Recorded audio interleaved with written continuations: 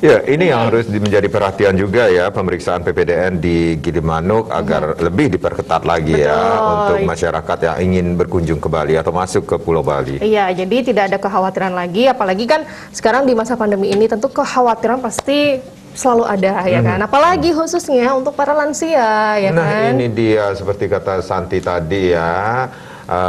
Ada beberapa lansia di rumah, ini juga menjadi perhatian sekali. Nah, untuk itu kita sudah terhubung dengan Dr. Gusti Putu Sukaryana, SPPD Kager Finasim. Beliau merupakan Ketua PAPDI Bali. Bagaimana menjaga kesehatan lansia di tengah pandemi? Kita langsung sudah terhubungkah? Om Swastiastu, Dokter. Selamat pagi, Dokter. Halo, selamat pagi, Dokter.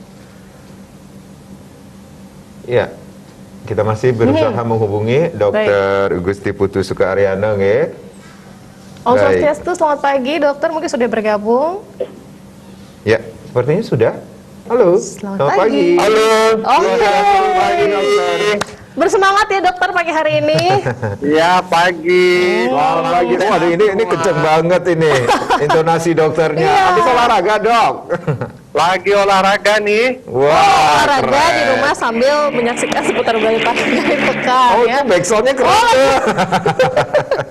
Tetap ya ada backsoundnya ya, Dok ya. Dok, kabarnya gimana hari ini, Dok?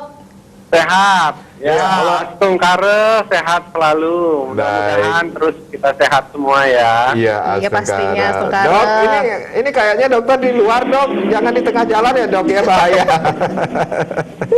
Ya, kita sambil jogging-jogging kecil lah.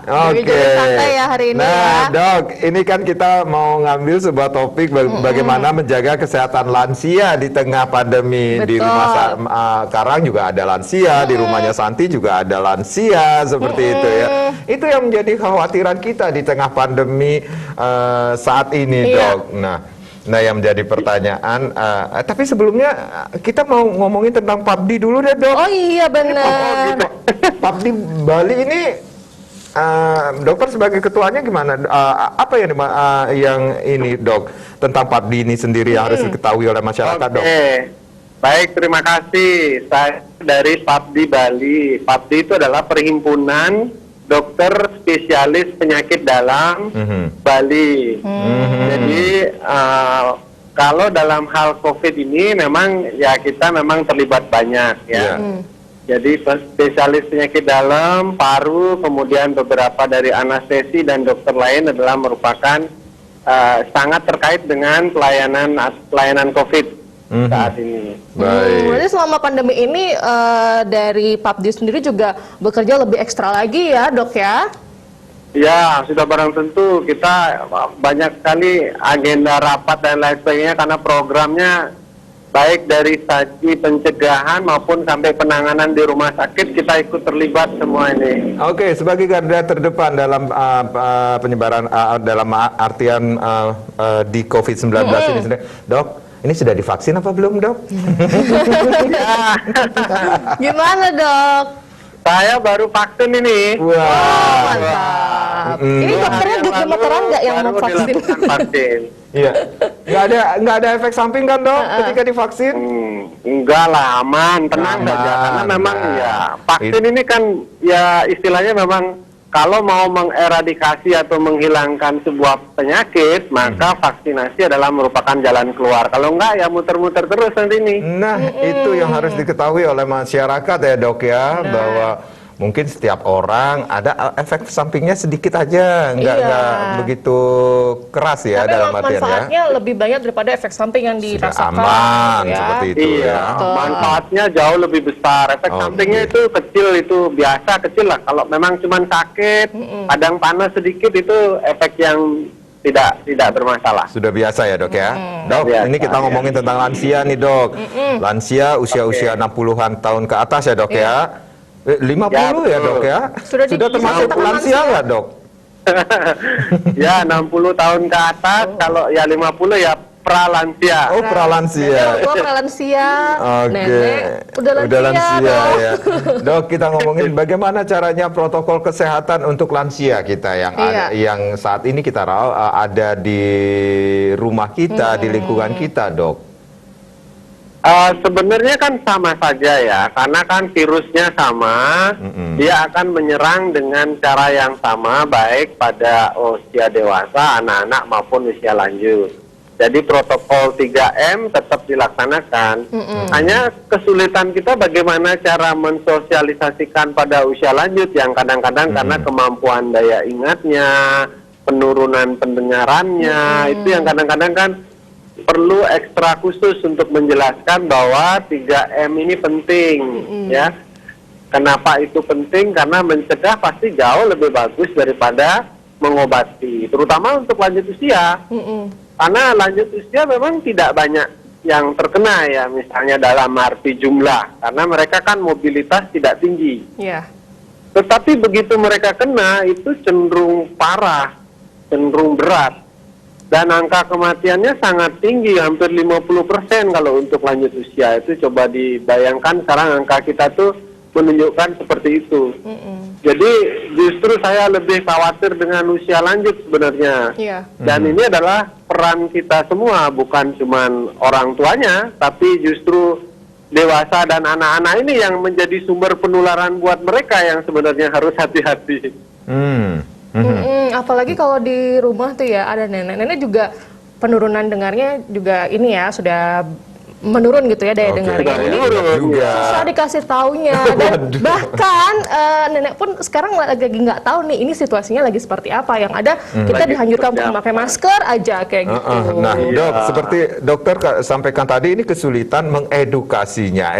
Nah, edukasi seperti bagaimana sih Dok yang harus kita berikan agar lansia tetap sehat di masa pandemi ini? Seperti kata Santi ini banyak orang yang mengatakan ketika sudah memasuki masa lansia, nih sarana cerik gitu, sarana cenik duin gitu, seperti itu Dong. Ya, pertama kan 3M itu tetap 3M untuk mencegah virusnya masuk ke dalam tubuh lanjut usia. Ya, kita bagaimana kita mencuci tangan, bagaimana memakai masker, bagaimana menjaga jarak sehingga virus tidak mudah masuk ke lanjut usia kita. Yang kedua, secara internal 3M lagi, menjaga kesehatan mental, menjaga aktivitas fisik dan latihan atau olahraga, dan menjaga kecukupan asupan nutrisi. Jadi ya itu untuk meningkatkan daya tahan tubuh usia lanjut kita. Kalaupun ada virus masuk sedikit, kalau tubuhnya kuat kan, ya mudah-mudahan tidak sampai terjadi sakit. Nah, itu yang kita harapkan sebenarnya. Menjaga kesehatan mental dalam arti ya jangan sampai stres, depresi, bagaimana selalu berpikir positif. Ya, bahagialah, selalu mensyukuri apa yang dimiliki. Kan itu yang kadang-kadang kalau pikiran kita stres, artinya beban pikiran terlalu besar, itu menurunkan imunitas juga. Jadi harus selalu membuat orang tua happy gitu ya. Bahagia, berpikiran positif seperti itu ya Dok ya. Oke. Baiklah. Dokter, kita rehat sejenak ya. Dokter bisa lanjutkan lagi nih gerak-gerak ringan dulu Dok. Setelah itu kembali lagi ya Dok ya. Nanti kita akan lanjutkan lagi Dok ya setelah break komersial berikut ini. Pemirsa jangan kemana-mana, kami akan kembali sesaat lagi.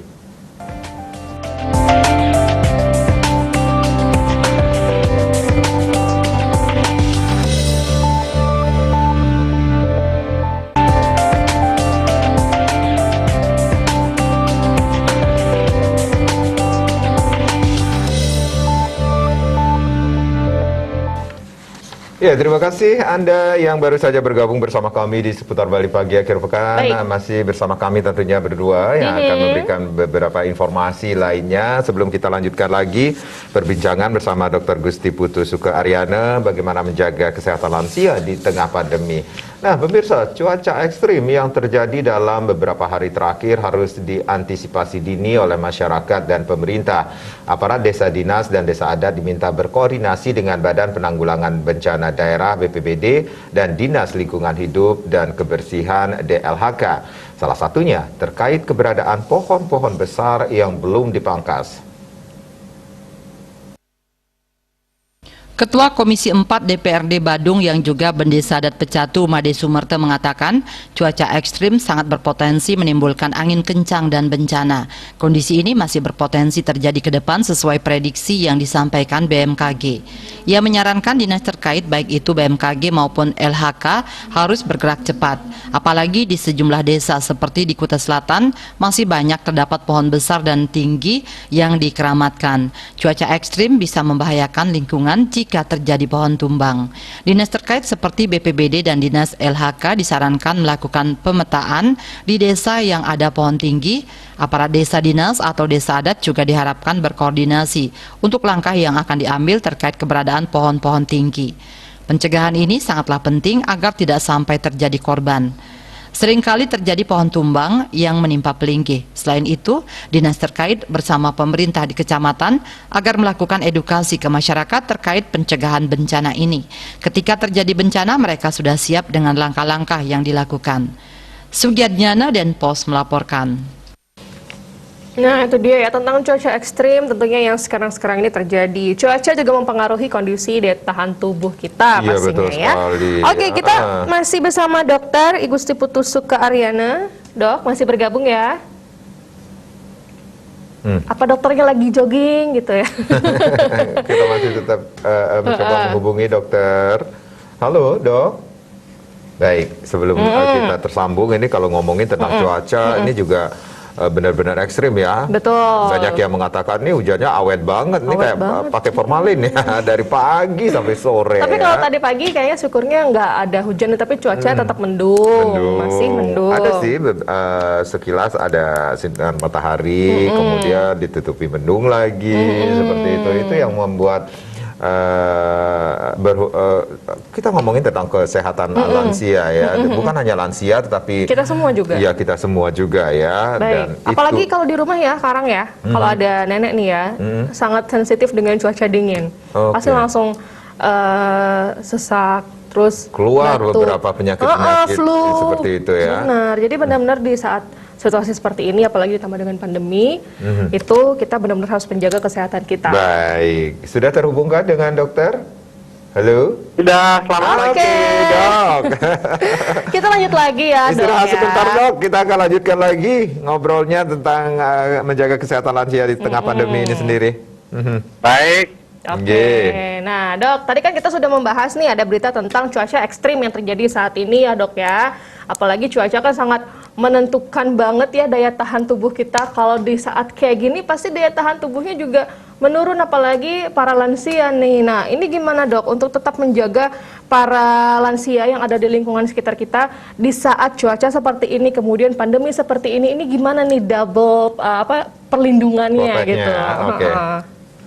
Ya, sebenarnya ya prinsipnya kan tetap yang 3 saya sampaikan tadi. Bagaimana kita menjaga kesehatan ya pikiran dulu ya, mental dulu, kemudian baru melakukan olahraga. Kalaupun hujan-hujan begini kan di dalam rumah bisa.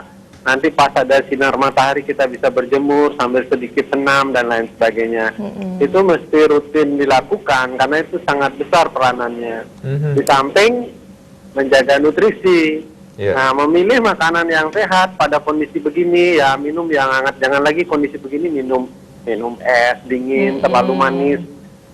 Makanan manis semua akan menurunkan imunitas. Jadi harus kita lebih banyak makan makanan sayur, buah dan protein yang ditingkatkan untuk meningkatkan imunitas pada usia lanjut tersebut. Oh, jadi harus benar-benar diperhatikan 3M-nya tadi itu adalah menjaga kesehatan mental, fisik, nutrisi. Iya, yang pastinya ini yang menarik juga Dok, ya ini pengalaman juga ya. Karang juga memiliki kakak yang sudah masuk kategori lansia ya. Kesehatan mental, untuk menjaga kesehatan mental lansia di masa pandemi ini sendiri Dok, yang agak susah juga Dok, karena beberapa lansia juga lansia zaman now kan banyak banget juga mendapatkan informasi dari media ya Dok ya. Nah, ini bagaimana caranya Dok agar mental beliau-beliau ini tetap terjaga di masa pandemi ini, tidak kekhawatiran berlebihan, kemudian seperti membaca sedikit tentang waduh ini angka COVID naik, angka yang meninggal sekian, itu juga bagaimana caranya dok mengantisipasinya? Ya memang pada kondisi zaman now sekarang ini informasi begitu banyak, ini yang memang kita agak kesulitan untuk mengontrol. Yaitu dari pemerintah sendiri yang harus mampu menyediakan layanan informasi yang benar-benar valid dan bisa dipercaya. Itu yang harus diperbanyak sehingga masyarakat lebih mudah mengkonsumsi informasi yang benar tersebut, bukan informasi yang bersifat hoax. Itu pertama. Yang kedua, kondisi pandemi ini memang beban yang berat buat dunia ya, tidak hanya buat personal saja. Jadi kita semua jadi merasa takut dan lain sebagainya. Dan ini memang membutuhkan istilahnya kemampuan berpikir dari seseorang dalam arti menyiapkan mental atau kedewasaan dalam berpikir dan pola berpikir tentang hidup pada dirinya. Jadi berusia semakin lanjut itu kan sudah akan pasti. Meninggal itu pasti. Tapi waktunya tidak tentu. Kita hanya kan bisa berusaha sebaik mungkin. Lakukanlah, kalau kita sudah melakukan hal-hal yang baik dalam dunia ini, kita tidak akan terlalu khawatir dengan apa yang terjadi. Ini menurut saya ya, ini memang konsep berpikir ini memang agak istilahnya mungkin terlalu bagaimana begitu. Tapi menurut saya ini penting karena kadang-kadang ini yang menyebabkan karena kita terlalu ini nanti ya kekhawatiran kita akan kondisi akan menyebabkan kita semakin turun malah daya tahan tubuh kita. Justru kita kalau semakin optimis, semakin penuh istilahnya ikhlas dan bersyukur, nah itu akan menguatkan imunitas. Ini yang sulit kita atau yang harus kita mampu tanamkan kepada usia lanjut. Bagaimana pada saat sebelum memasuki usia lanjut atau setelah usia lanjut, selalu bersyukur dan ikhlas terhadap apa yang terjadi, itu adalah konsep utama untuk menuju bahagia pada usia senja atau usia lanjut. Kalau itu tidak didapatkan, kita pasti akan selalu stres, depresi, karena kok ininya sakit, kok anak saya begini, kok cucu saya begini, itu akan menjadi semakin stres nanti. Justru rasa bersyukur yang harus ditingkatkan dengan apa yang dimiliki, kemudian selalu ikhlas, selalu optimis dan siap menghadapi apa saja yang terjadi. Ya butuh ketahanan mental memang. Itu kunci penting dalam kondisi pandemi untuk menjaga kesehatan mental. Baik. Sudahkah Anda bersyukur hari ini, Karang? Selalu saya bersyukur ya. Benar banget. Jadi bukan lansia loh saya, belum. Masih ABG. Berarti dok, ini kalau kita ngomongin tentang masalah perkembangan lansia, ada dong faktor masalah perkembangan lansia yang mungkin saja terjadi di masa pandemi ini sendiri, dok? Iya, pasti banyak yang terjadi kan. Yang pertama, karena kondisi pandemi tidak bisa lagi berkumpul sama keluarga, sama anak cucu seperti sebelumnya. Karena kondisi pandemi tidak bisa lagi sering-sering jalan-jalan dan lain sebagainya. Nah itu kan kadang-kadang akan menimbulkan, waduh kok begini, kok saya di rumah saja, kok nggak ada yang ke rumah, kok begini. Nah itu kan akan mengganggu kesehatan mental. Padahal di balik konsep, aduh syukur saya tidak terkena COVID, saya masih sehat, begitu loh. Nah kalau begitu kan akan muncul yang positif, bukan yang negatif yang kita tonjolkan gitu loh. Segala yang terjadi dalam kehidupan ini, kalau kita hanya melihat negatifnya saja, maka kita akan semakin terbebani dan itu akan menurunkan imunitas, justru menambah mudah kita terserang oleh COVID tersebut. Baik, jadi sekali lagi ini kesehatan mental sangat-sangat penting ya dan juga sangat berperan ya dok ya terhadap daya tahan tubuh kita. Jadi kita harus benar-benar menjaga mental kita agar tetap happy, sehat, benar ya dok ya? Iya betul. Oke, baiklah dokter, nanti kita lanjut lagi. Nanti kita akan lanjutkan lagi dokter tentang bagaimana menjaga kesehatan lansia di tengah pandemi ini ya dok ya. Dokter bisa lanjutkan lagi jogging-jogging kecilnya, nanti kita akan hubungi kembali ya dok ya. Oke dokter dan juga pemirsa jangan kemana-mana, tetaplah bersama kami di Seputar Bali Pagi Akhir Pekan. Ya baik.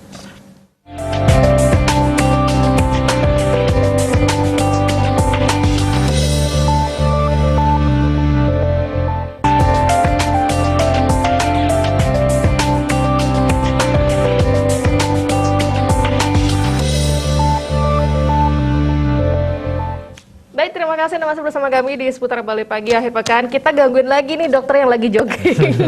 Dok, gimana dok, masih ya bersama kami ya? Halo? Ya. Dokter?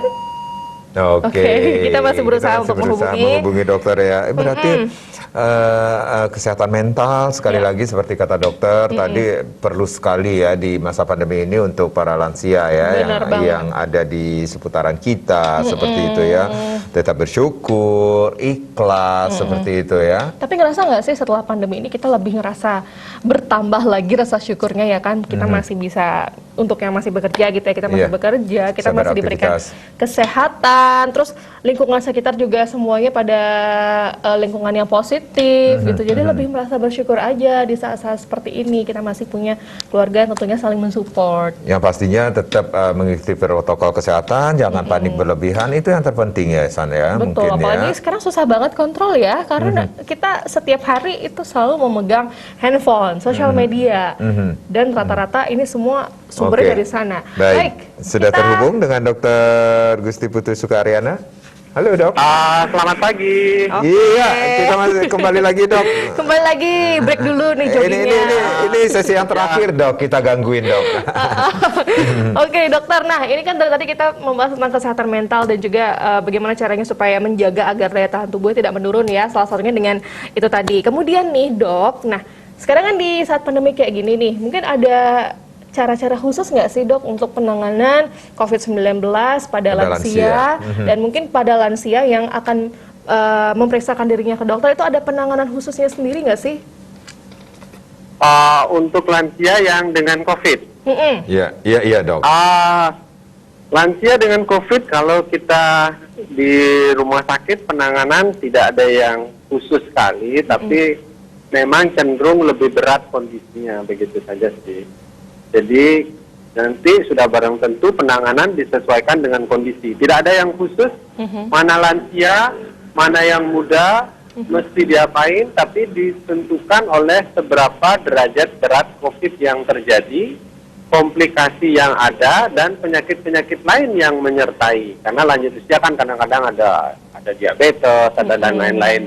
Jadi semua mesti ditangani secara komprehensif. Tidak ada yang khusus. Hanya memang lebih sulit karena dia akan cenderung lebih rentan, kemudian psikis bebannya itu akan lebih besar, ya lebih berat. Kan tidak ada yang nungguin, itu kadang-kadang menjadi istilahnya apa ya, beban mental yang besar, yang biasanya kalau sakit kan semua nengokin, itu kan. Ya kan, itu kalau biasanya orang tua kan itu yang menjadi masalah. Berarti sehingga mereka merasa terbebani sekali. Baik, dokter, berarti ketika dokter mengatakan bahwa ini penanganan untuk mereka para lansia yang mengalami COVID ini sendiri lebih berat kondisinya, apalagi dengan komplikasi, penyakit penyerta atau komorbid yang dimiliki oleh para lansia tersebut. Ada nggak dok indikasinya setelah para lansia yang terkena COVID ini sendiri kesembuhannya akan lebih lama dari mereka yang kondisinya tidak seperti yang disebutkan tadi dok? Itu pasti. Biasanya pemulihan cenderung lebih lama kalau usia lanjut. Karena kalau usia lanjut itu terkena sakit tapi terkena COVID, maka semua cadangan tubuh itu menjadi down, turun. Jadi kapasitas kemampuan ototnya bergerak, parunya, semua kapasitas jantung, fungsi ginjal akan menurun. Sehingga kalau terjadi sudah perbaikan, fase akutnya sudah lewat, ya ini sudah dinyatakan sudah sembuh nih, sudah bagus, COVID-nya sudah mulai hilang, tapi dia butuh waktu untuk pulih balik seperti semula. Dan ini ya kembali lagi kita harus menerapkan yang konsep yang 3M tadi, bagaimana dia supaya mau melakukan aktivitas fisik, makannya supaya bagus, dia lebih tenang, lebih rileks, itu akan sangat mempercepat dia untuk proses pulih seperti semula. Itu tantangannya yang pada usia lanjut. Baik. Jadi itu cukup berat juga ya ketika para lansia mengalami COVID-19, penanganannya lebih diperhatikan ya. Betul. Jadi memang sama, tapi lebih diperhatikan lagi oleh para dokter-dokter yang sudah menanganinya ya. Baik. Oke dokter, karena ini sudah sesi terakhir ya kan, mungkin kita membahas lanjutannya lagi tentang kesehatan mentalnya tadi ya. Gimana sih caranya untuk selalu membuat para lansia di sekitar kita tuh selalu happy begitu, untuk membahagiakan mereka. Ini kan sama ya kayak kita lagi sama anak kecil gitu kan ya dok ya. Ini gimana nih kalau dari dokter sendiri? Ada tips untuk membahagiakan lansia di masa pandemi saat ini dok? ini memang oke. Tips kecilnya adalah memang semua keluarga mesti memperhatikan. Orang tua tuh butuh perhatian memang, tapi tidak semua bisa melakukan itu. Kalau saya balik lagi, mudah-mudahan lansia, ada banyak lansia yang mendengar ya. Kunci pertamanya itu adalah selalu bersyukur. Kita diberi kesempatan hidup, selalu bersyukur dan selalu berusaha untuk bermanfaat buat orang lain. Jangan selalu kita kok tidak diperhatikan. Kalau kita istilahnya dalam hidup ini kita harus banyak menabung untuk bekal nanti di sana. Bekal menabung itu dalam arti kita lebih banyak berkontribusi terhadap keluarga kita, lingkungan sekitar kita, dan itu yang menyebabkan sebenarnya kita akan menjadi lebih bersyukur dan ikhlas dalam hidup ini. Selama kita terlalu banyak keinginan, itu yang harus dikurangi. Keinginan yang terlalu banyak, ini kok tidak begini, ini kok tidak begitu, nah itu akan menjadi beban, Hidup itu sudah diatur, semua punya istilahnya punya jatah kehidupan yang berbeda. Siapa yang bisa mensyukuri, itulah yang akan bisa bahagia. Mungkin itu saja sih yang bisa saya sampaikan, tips kecilnya. Wow, luar biasa motivasi pagi ini ya. Jadi mungkin bukan untuk lansia aja, tapi kita para generasi muda juga termotivasi dengan kata-kata dokter tadi. Intinya lebih banyak bersyukur dan jangan terlalu banyak kok kurang sih, kok ya. ini sih.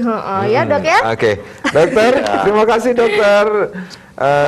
Atas informasinya sangat edukatif sekali ya pada pagi hari ini. Nah, dokter bisa lanjutin lagi tuh jogging-joggingnya sekarang ya. Sehat selalu ya dokter ya. Nanti kapan-kapan main ke studio kalau semuanya sudah kembali normal ya. Baik nanti, baik sekarang.